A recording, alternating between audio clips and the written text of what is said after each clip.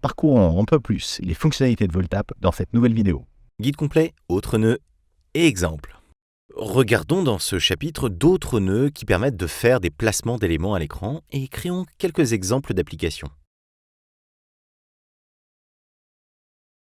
Regardons l'attribut range, c'est-à-dire échelle en français. Repassons sur une disposition de nœuds verticaux qui prennent 100% de la largeur de la section.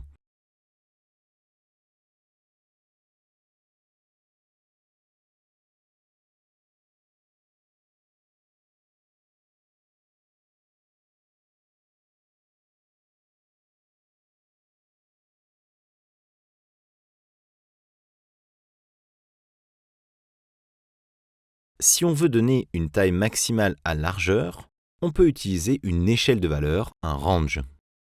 Définissons que contenu ne peut pas faire plus de 100% maximum de la largeur de l'écran, mais que sa valeur par défaut est de 800 pixels.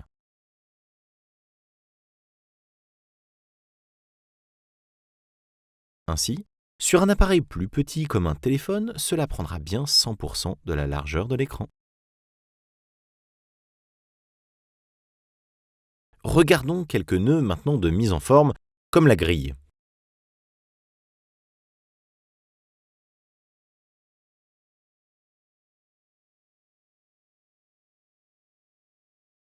Changeons un texte pour l'appeler item. Glissons-le dans le nœud grille. Dupliquons item. Dupliquer item remplira la grille.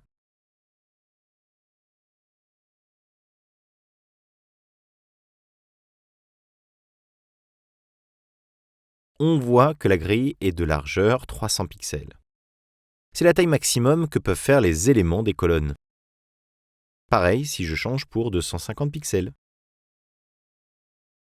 Mais passer sur un téléphone va permettre à la grille de ne s'afficher que sur une seule colonne.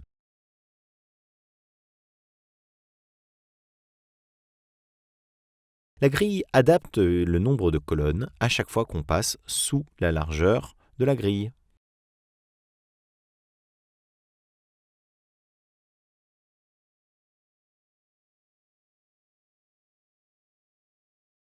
Comme les autres nœuds visuels, on peut l'agrandir ou encore en changer la couleur de fond.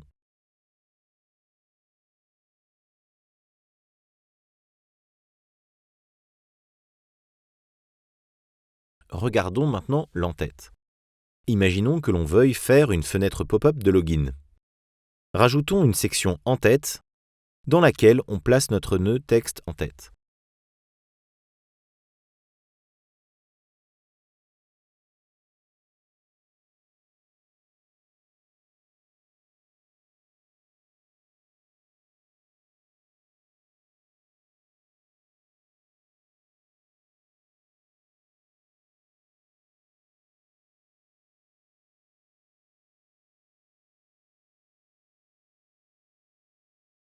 La section fait 100% de la largeur de l'écran. Faisons en sorte que le texte ait une largeur qui fit son contenu, qui s'adapte donc à celui-ci. Rajoutons un bouton. Changeons la disposition de la section de centré à espacé au maximum. Rajoutons une marge externe droite du bouton.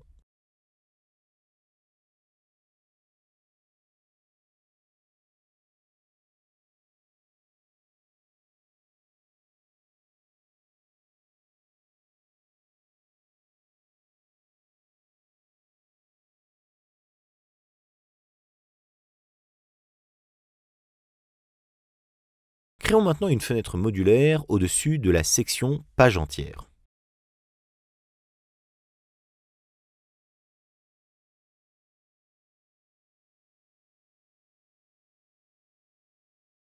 Créons un graphe pour le bouton avec un événement clic.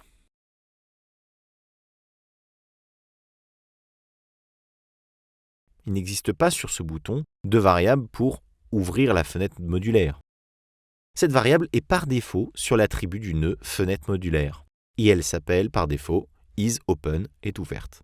Le bouton de la fenêtre modulaire a déjà un graphe qui rend cette variable fausse quand on clique dessus, car il s'agit du bouton de fermeture de la fenêtre, puisque c'est celui que vous voyez quand la fenêtre est ouverte.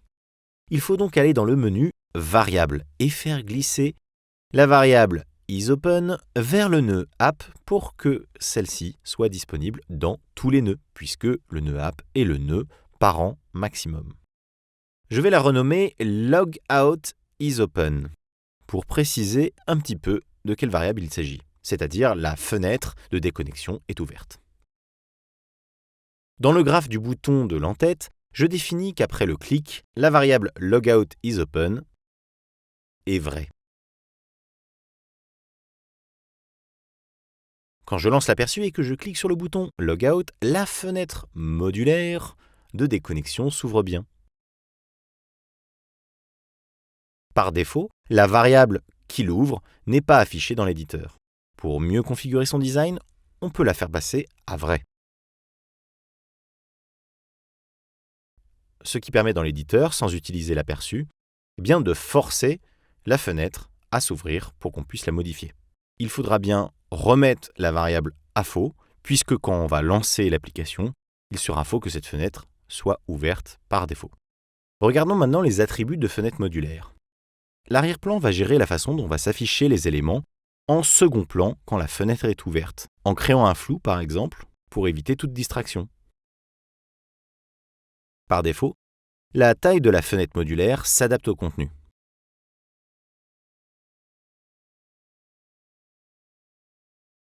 Dans Style, on pourrait changer sa couleur.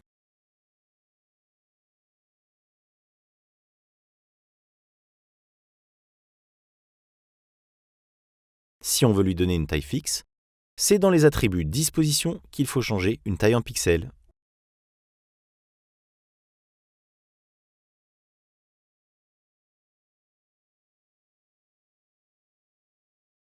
Ou encore mieux, utiliser le range pour mieux s'adapter aux tailles de téléphone et autres appareils.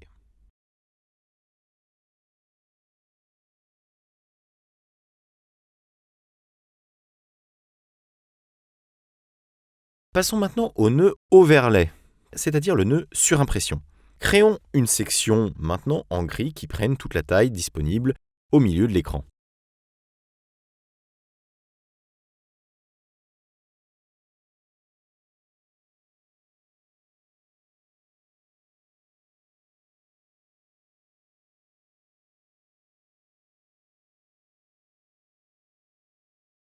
Overlay permet de mettre en superposition des éléments.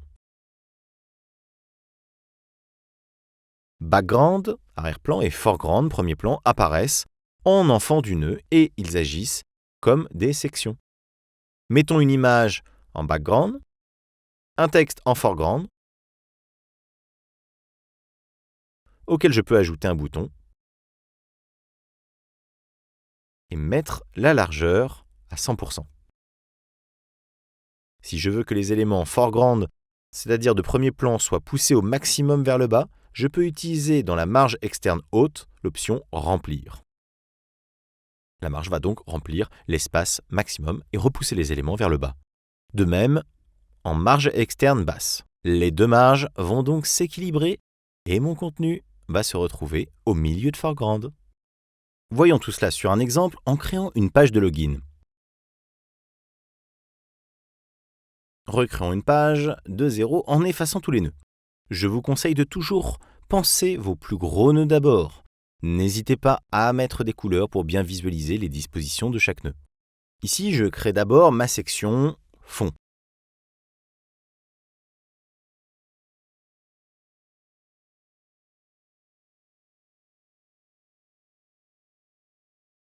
Par défaut, elle s'adapte à son contenu, mais comme elle n'en a pas, si je clique sur Aperçu,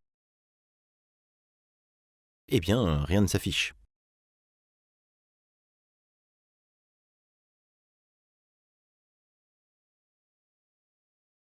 Je change sa disposition à 100% en largeur et en hauteur.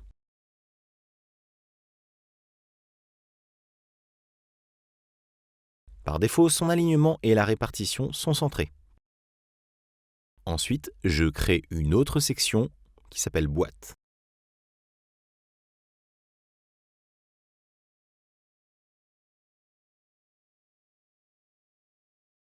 avec dedans 2 nœuds input, c'est-à-dire des saisies de texte, et un nœud bouton que je vais appeler login.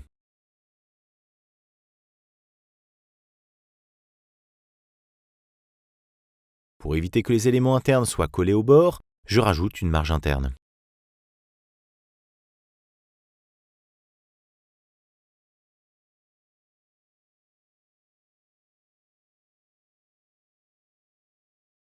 Je rajoute un texte de titre au-dessus de la boîte en changeant sa police.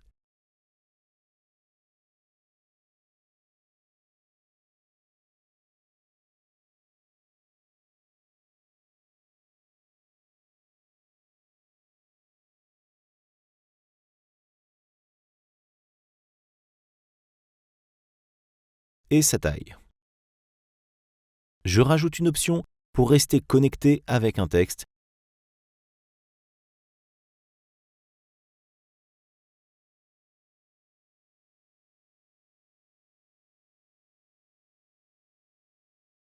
Et une case à cocher.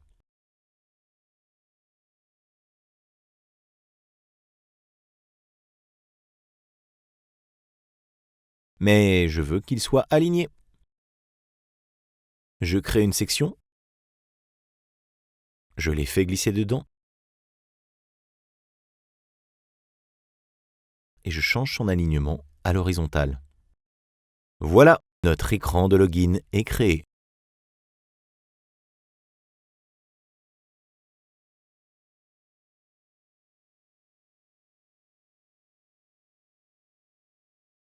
N'oubliez pas de bien nommer vos nœuds pour vous y retrouver.